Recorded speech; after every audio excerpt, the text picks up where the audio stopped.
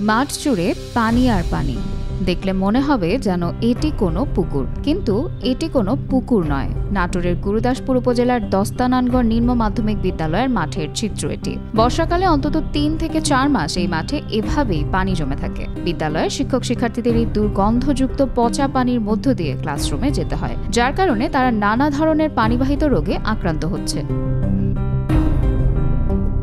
শুধু মাঠই নয়, বিদ্যালয়ের অবস্থাও জরাজীর্ণ। দরজা জানালা সবকিছুই ভাঙা, চালের টিন খুলে পড়েছে, যার কারণে বৃষ্টি হলে শ্রেণীকক্ষে পানি পড়ে, তৈরি হয় স্যাঁতস্যাঁতে পরিবেশ। এই অবস্থায় খেলাধুলা বা সমাবেশ করার কোনো সুযোগ নেই। আমরা চাই আমাদের স্কুলে যাতে বালু ভরাট করে আমাদের খেলার ব্যবস্থা করে দেওয়া হয়। জোরে বৃষ্টি আসলে আমরা পানি পড়ে ক্লাসের রুমের ভিতর, আমরা ভালো মতো ক্লাস করতে পারি না। প্রত্যেকটা স্টুডেন্টকে এই পানি বৃষ্টি মারিয়েই কিন্তু ক্লাসরুমে যাওয়া হয়। তারা যদি অনেক সময় এক্ষেত্রে কোনো কারণে পড়ে যায়, তাদের বই এবং ড্রেস আপ উভয়ই কিন্তু নষ্ট হয়ে যায়। সালা দিয়েও পানি পড়ে, আমাদের মাঠেও পানি, কোনোভাবেই আমরা সুষ্ঠুভাবে ক্লাস নিতে পারছি না।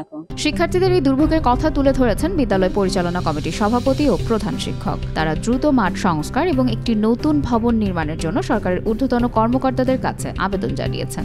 ঊর্ধ্বতন কর্তৃপক্ষকে আবেদন জানাবো যে আমাদের মাঠে দ্রুত সংস্কার করার জন্য, এক হেঁটু পানি বেঁধে যায় বর্ষাকালে, এটা সংস্কার করার জন্য আমাদের ব্যবস্থা করুক।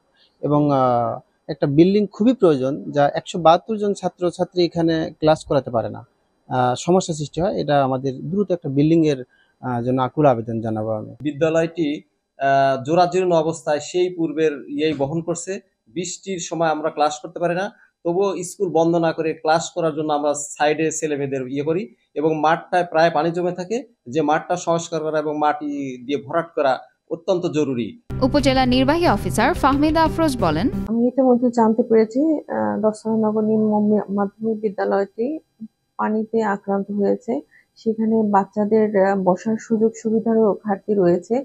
তো আমি প্রত্যাশা করছি যে খুব অতি শীঘ্র আমি বিদ্যালয়টি পরিদর্শন করে স্টুডেন্টদের সাথে যে ব্যবস্থা নেওয়া দরকার আমি সেটি নিতে পারব। শিক্ষার্থীদের শারীরিক ও মানসিক বিকাশের জন্য মাঠটির দ্রুত সংস্কার এবং নতুন ভবনের জন্য সরকারের ঊর্ধ্বতন কর্মকর্তারা কার্যকর পদক্ষেপ নেবেন, এমনটাই প্রত্যাশা করছেন শিক্ষক, শিক্ষার্থী এবং এলাকাবাসী। নাজনীন নিসা, আনন্দ টিভি।